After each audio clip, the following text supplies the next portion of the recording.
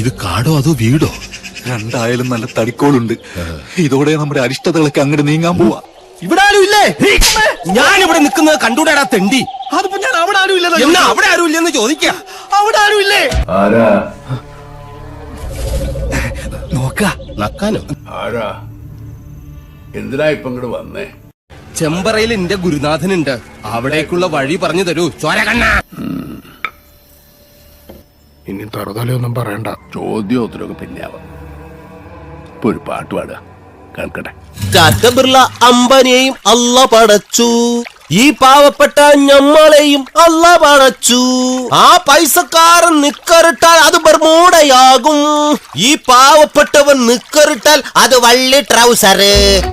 ആ മതി മതി. താനിങ്ങോട്ട് കയറി വരിക. എന്തിനാണാവോ? ഇന്ന് അത്താഴത്തിന് ഇവിടെ കൂടാം.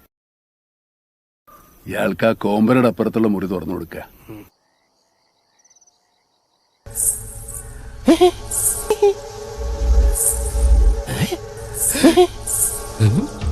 എന്തോ കിലുങ്ങുന്നുണ്ട്.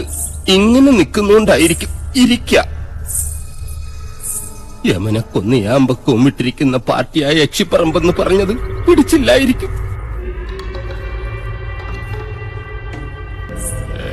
ഇവിടെ യക്ഷിയുടെ മറവിൽ സ്ത്രീകൾ വരുന്നു, ജപങ്ങൾ മുറയ്ക്ക് നടക്കുന്നു. അങ്ങനെ ചിന്തിക്കാൻ പോലും പാടില്ല.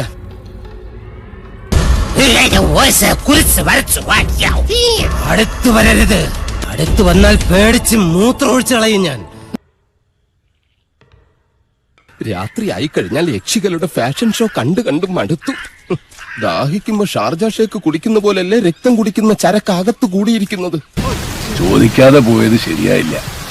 അതാണോ മര്യാദ? എന്നാൽ വരട്ടെ. തനിക്ക് പോകാൻ അനുവാദമില്ല. നിൽക്കുക. അതിനോട് ആരാ പോന്നെ? അളിയ നിൽക്ക. ഞാൻ